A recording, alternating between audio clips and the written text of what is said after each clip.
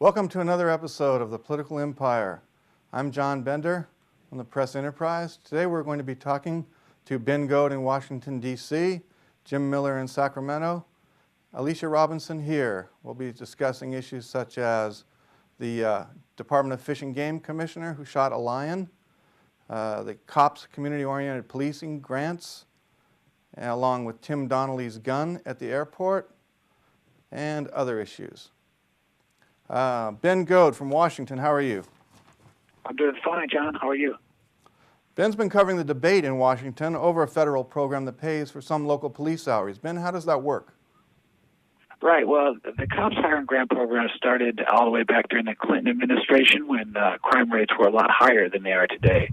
Idea was to get more officers on the streets. How it works is this. The federal government gives out grants to pay individual police salaries and benefits over a 3-year period. After that, departments are responsible for their own costs.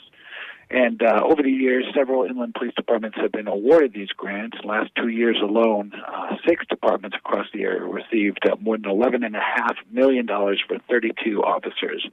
And that includes a $5 million grant to RPD, Riverside Police Department, for 15 officers. And now the Obama administration wants to boost the funding? Yeah, that's right. In the mid-2000s, actually, crime rates went down, and Congress eventually cut the funding for the program completely.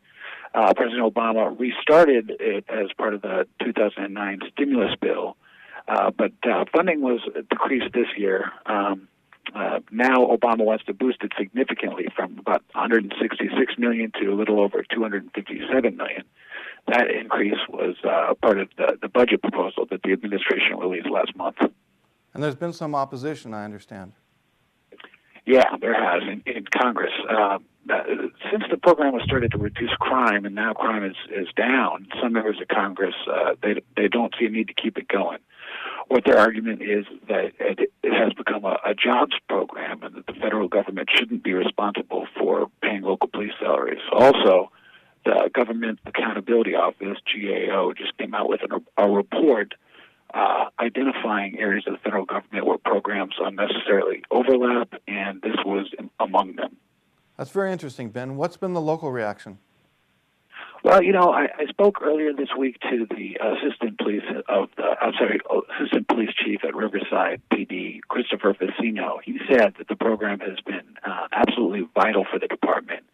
We actually have a clip from that interview. We would have a hard time surviving without the help from the COPS office and without the help from Congress for these additional officers.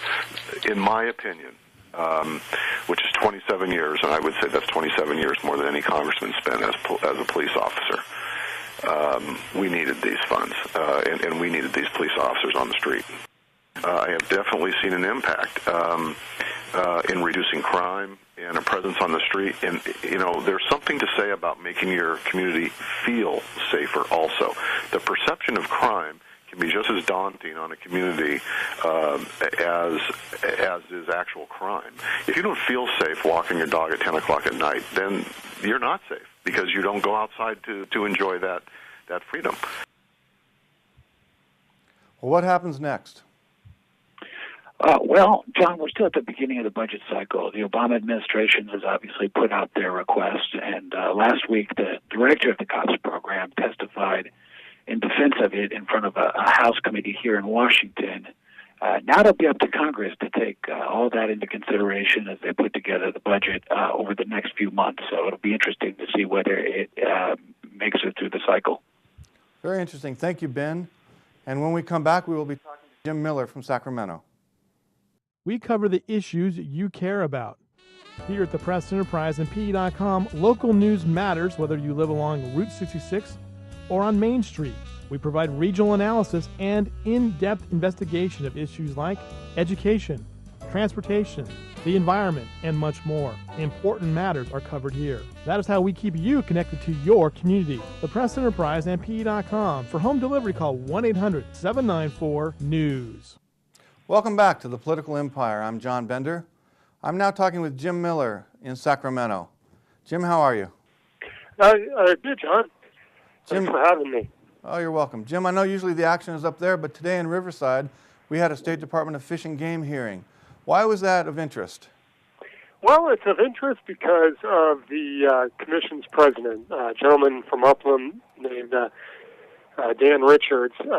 He's been in the news the last few weeks because he went on a hunt in Idaho, a mountain lion hunt, and he killed a mountain lion, and that's legal in Idaho, but it is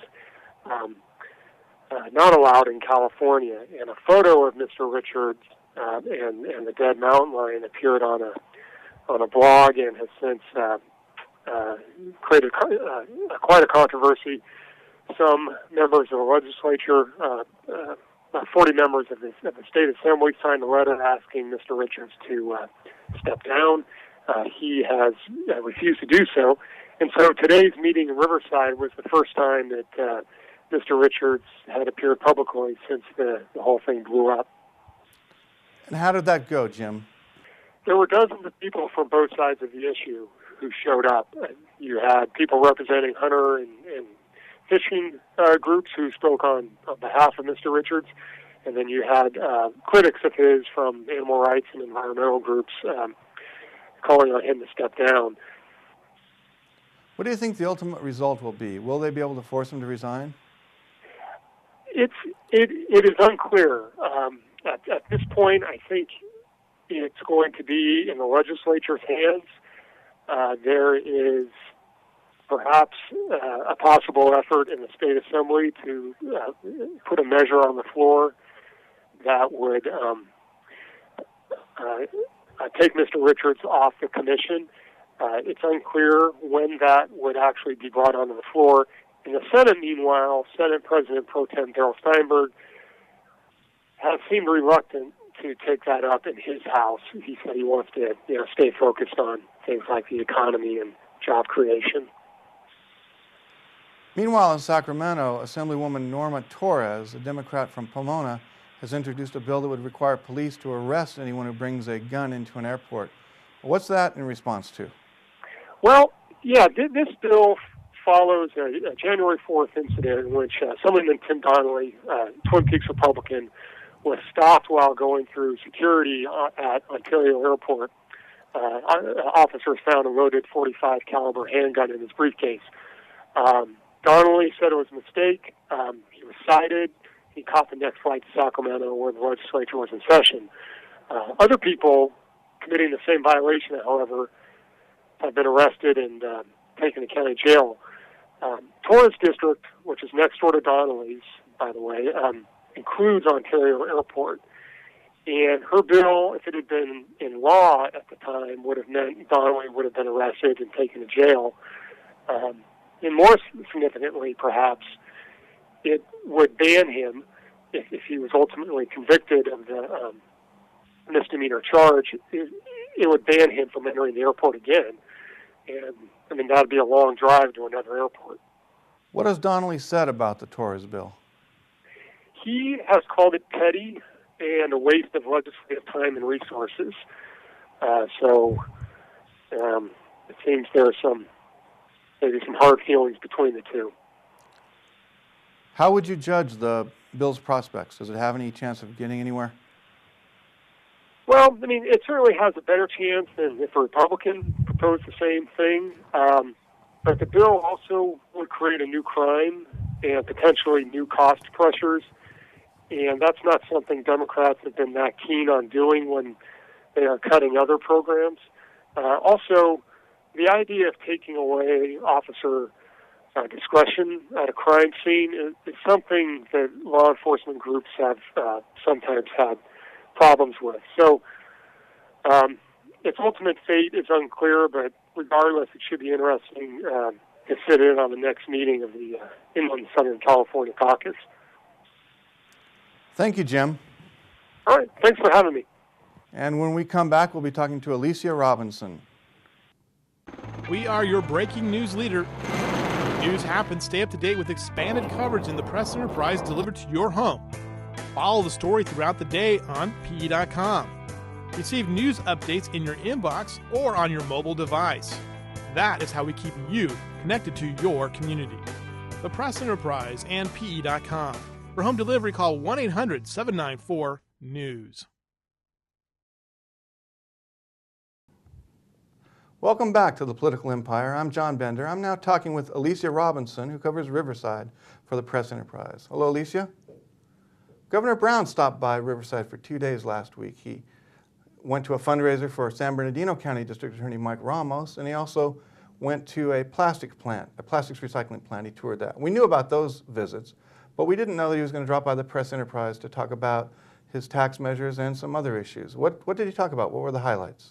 Well, John, as you said, the main reason that he stopped by was to try to get support for his November ballot measure, which would temporarily raise sales taxes on everyone and also income taxes on the state's highest income earners as a way to try to balance the budget.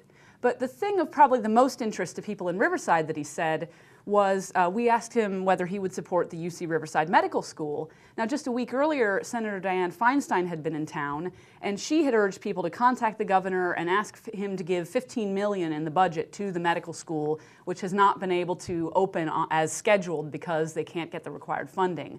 But when we asked Brown about it, he basically said, with a $9 billion deficit, he's not prepared to support the medical school at this time with funding. Why is a medical school important for this area?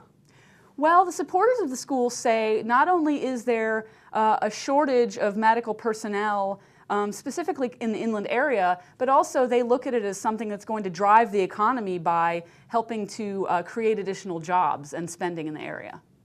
But no support from the governor right now.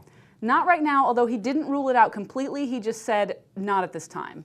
Okay, now I understand in Riverside, the council is considering redistricting maps. That's right, because every time the census gets done, the city has to redraw the council districts to try to balance out and make sure they have relatively even populations. The city's population grew by almost 50,000 people since the last census was done, so they need to add some people to certain wards and take some away from other wards. They've drawn up a few sample maps that they've put out that the public can see. Some of the council members have already weighed in with suggestions on how they think some changes could be made, and then they're going to have a public meeting on it later this month. So the council members suggested some changes, but the public has not yet even had a chance to discuss the original proposals. That's unusual. That's right. The city clerk told me that they're following the procedure that they've always used as far as she knows, and this is her second time going through the process as the city clerk, that the staff uses the numbers and the information from the Census Bureau to draw up the maps, and then people look at them and start making suggestions. I guess in this case, first the council, but the public is also welcome to provide suggestions for changes. Okay, what happens next? Well, we have a public meeting scheduled on March 26th, and then everyone will throw their suggestions out there. The staff will figure out which ones they want to incorporate and then bring some additional maps back for more public input. And finally, by about June, the City Council will probably be voting on some new maps. The maps can be seen online, can they not? That's right. They're on the city website on the clerk's page, and we have them on our website as well. Okay. Well, thank you, Alicia. Thank you for joining us on the Political Empire. If you'd like to watch it again or recommend it to others, it can be seen on PE.com. And be sure to read our Political Empire column every Monday morning in the Press Enterprise newspaper. I'm John Bender from Riverside.